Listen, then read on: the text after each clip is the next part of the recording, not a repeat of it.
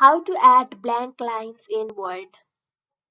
Hello everyone, this is Sabrina here to help you today. So without any further ado, let's get right into the video. So first, let me show you by example. Here, if you want to add a blank line after this text name, all you have to do is go to Insert, then go to Shapes, select a straight line, and then add it as per your length. Now in this go to shape outline section, you can change its color, change how it looks like this, and yeah, that's how you do it. Thank you for watching this video.